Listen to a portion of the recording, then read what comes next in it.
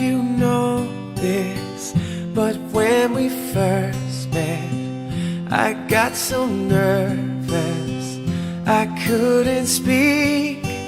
In that very moment I found the one, and my life had found its missing piece. So as long as I live, I love you, will have and hold you. You look so beautiful in white, and from now to my very last breath, this day I'll cherish. You look so beautiful in white tonight.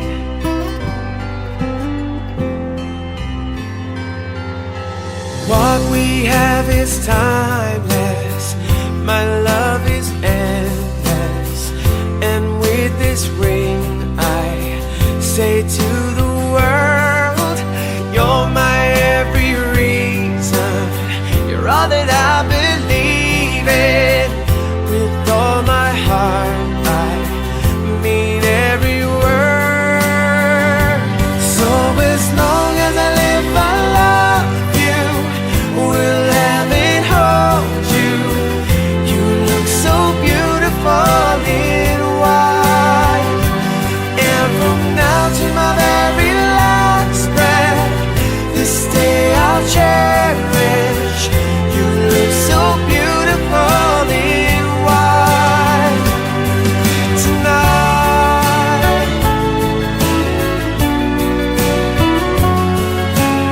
And you look so beautiful in white, yeah, yeah. Na na na na, so beautiful in white tonight. And if a daughter is what our future holds, I hope she has your eyes, finds love like you and I did, yeah. And if she falls in love, we'll let her go. I'll walk her down the aisle. She looks so beautiful in white, yeah, yeah. So beautiful in white. So as long as I live, I love you, will have and hold you. You look so beautiful in white, and from now to my very last breath, this day I'll cherish. You look so beautiful in white tonight. Na na na na, so beautiful in white tonight.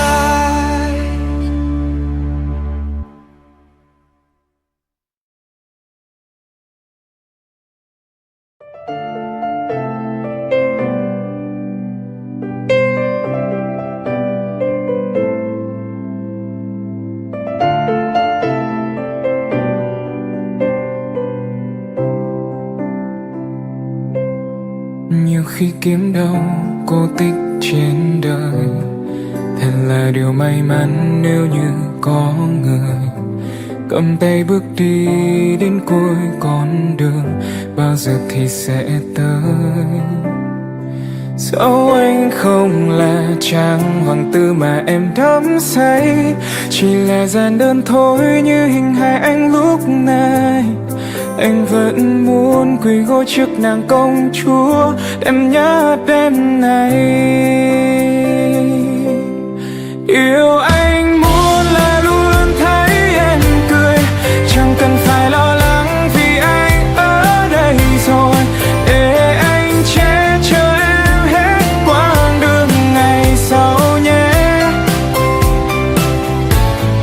Ngày đầu tiên cùng nhau sống suốt đời, cùng nhìn về phía trước cầm tay mãi không rời, và con tim cùng chung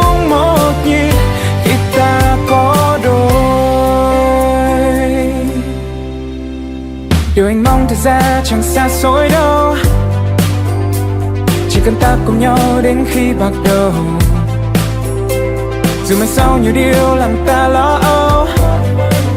Yes I know, yes I know. Dẫu anh không là chàng hoàng tử mà em đắm say, chỉ là gian đơn thôi như hình hài anh lúc này. Anh vẫn muốn quỳ gối trước nàng công chúa đẹp nhất đêm nay.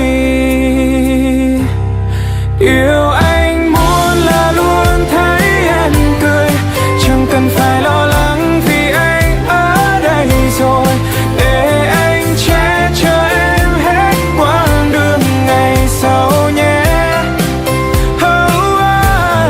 Ngày đầu tiên cùng nhau sống suốt đời, cùng nhìn về phía trước cầm tay mãi mãi không rời, và con tim cùng chung một nhịp khi ta có đôi.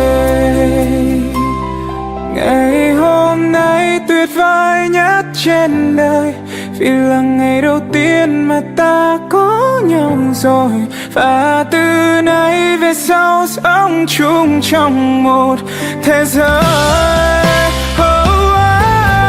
Ngày đầu tiên cùng nhau sống suốt đời, cùng nhìn về phía trước cầm tay mãi không rời, và con tim cùng chung một nhịp khi ta có đôi. Cuộc đời anh là để cho em, riêng em mãi thôi.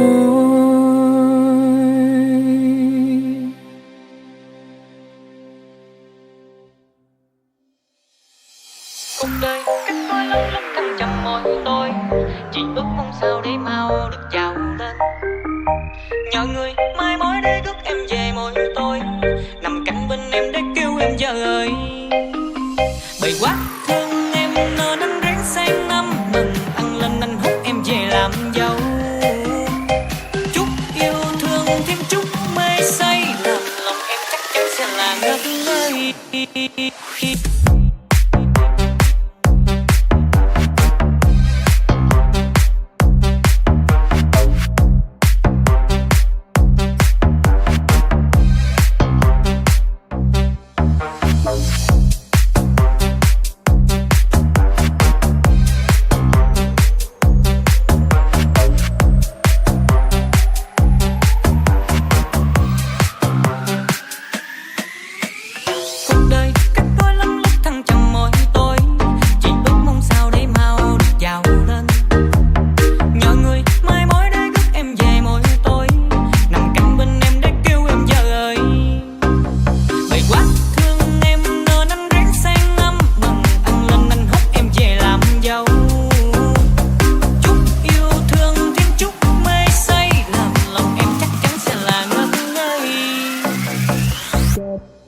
Chờ đợi em bấy lâu nay để kêu anh bằng chồng, trọn đời anh hứa sẽ không hài lòng. Kết thông cha hai nhà ta, từng chinh qua gác dâu, bằng lòng anh sáng anh em cũng theo cao châu. Mãi mãi không đổi thay, tuần này nguyện chào em đắm say, cưới em về sẽ không bao giờ để em khóc. Nếu như một ngày em buồn, anh sẽ làm cả bầu trời để cho em thấy không chơi vơi. Con dâu hiền quen để gọi pháo mà theo chuyện lây, cô mừng uống cho sang thiệt sang, họ hẹn chúc cho ta cùng ghen. Lòng gì có em bên đời anh, cùng nhau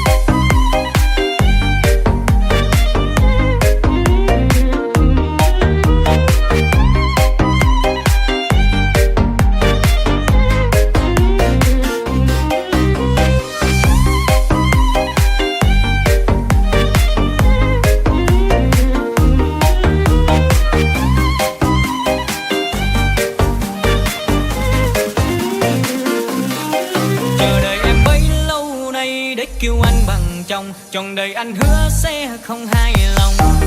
Kết thông gia hai nhà ta tuần chinh qua gật dâu. Bằng lòng anh sáng anh mây buông theo gạo châu. Mãi mãi không đổi thay, tình này nguyện trao em đắm say. Cưới em về sẽ không bao giờ để em khóc.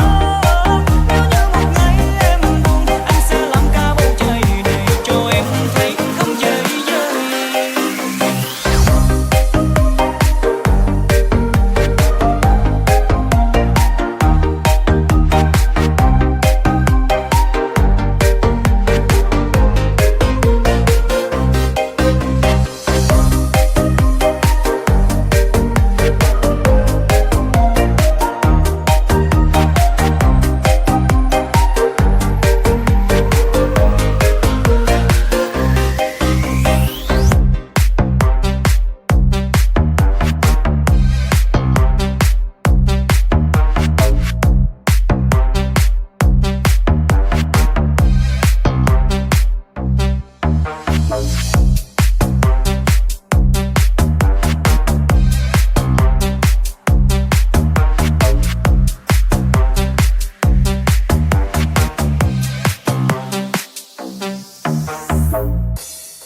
Ở bên nhau cuộc đời vui lắm nha, cuộc đời ta duyên hai đứa thương tới ra. Anh nói mai này em sẽ đón cùng anh, hơi khoan hô khoan em nguyện yêu thật lòng. Mình ở bên nhau đời lại vui biết bao, cuộc đời ta duyên hai đứa thương quá trời. Em đã đem lòng yêu lấy anh hỡi chàng ơi, lỡ mai về xa anh chờ em theo với.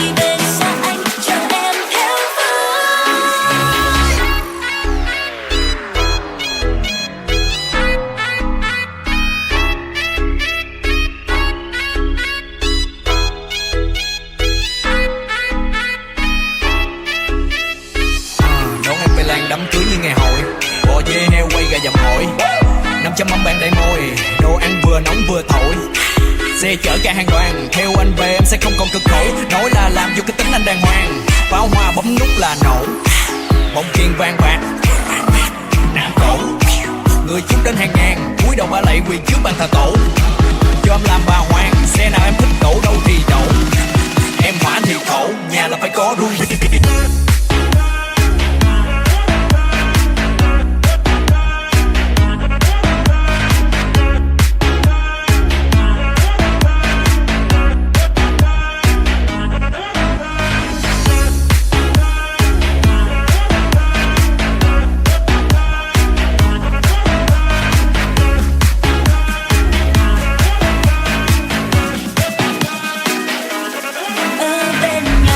đời vui lắm nha. Cuộc xây tơ duyên hai đứa thương tới già. Anh nói ngày này em sẽ đón cùng anh. Hân hoan hôn còn em mình yêu thật lòng. Mình ở bên nhau đời lại vui biết bao. Cuộc xây tơ duyên hai đứa thương tan chảy.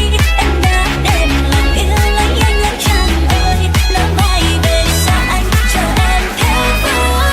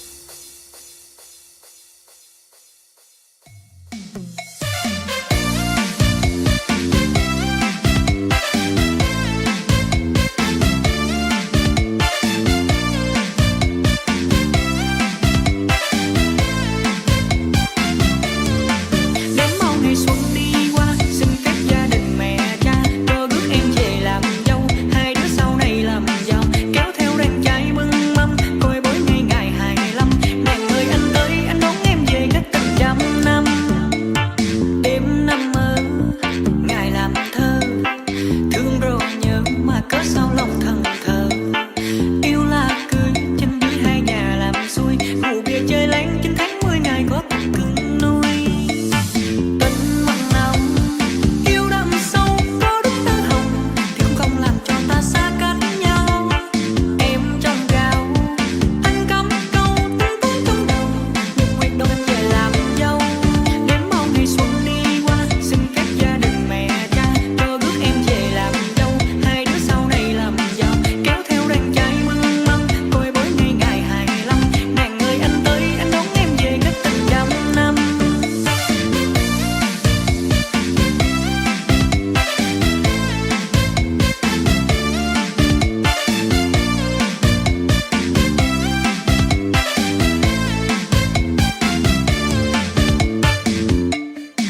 Dàn nhạc sắp sân, không khí tăng hôn linh đình, ai cũng xì xầm đôi mình, nhìn tụi nó tinh bới bên nhậu sáng đêm, rượu 5 lít bia 50 lon, động phòng ăn ai lo cuốc lo cài kiếm tiền nuôi con.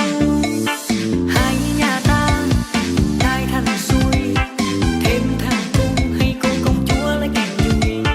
Lo mừng ăn không là tiêu, anh em chỉ cốt đừng ngủ chơi bời tôi còn vợ yêu. Đến bao ngày xuân đi qua,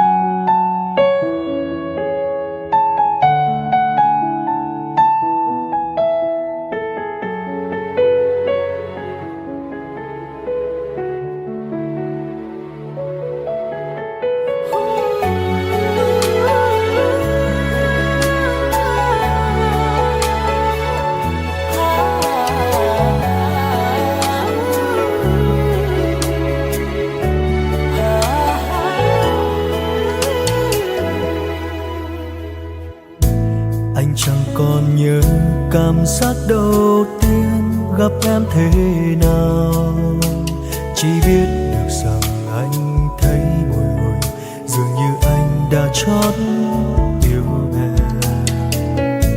Mọi người xung quanh từng nói về em chẳng như anh nghĩ, bao ngoài tai thôi. Dù đúng hay sai anh vẫn yêu em đậm sâu. Chưa một lần anh thấy hối hận vì những gì anh đã chọn. Anh biết rằng trên thế giới này chẳng còn lại một người như em.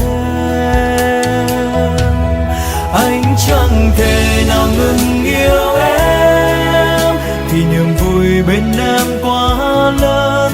Dẫu thế nào anh sẽ chẳng bằng lòng để mất em trong cuộc đời. Nếu thật lòng em còn hoài nghi thì lặng yên nghe anh nói nhé. Anh có một tình yêu rất đơn giản, đơn giản như chính con người anh, rất chân thành.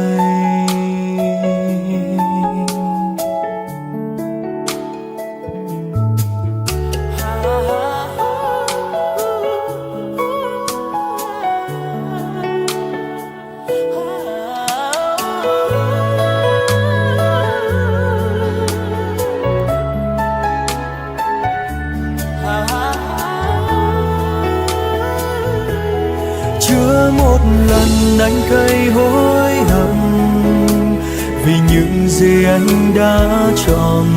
Anh biết rằng trên thế giới này chẳng còn lại một người như em.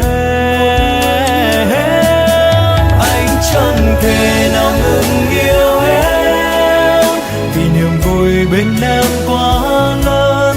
Dẫu thế nào anh sẽ chẳng bằng lòng để mất em trong cuộc đời. Nếu thật lòng em còn hoài nghi thì lặng im nghe anh nói nhé. Anh có một tình yêu rất đơn giản, đơn giản như chính con người anh.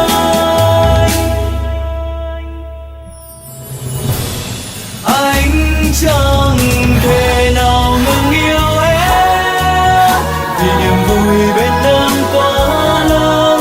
Dẫu thế nào anh sẽ chẳng bằng lòng để mất em trong cuộc đời.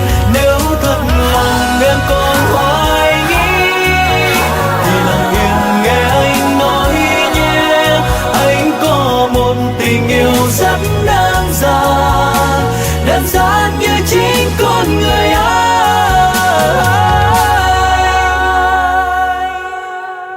rất chân thành.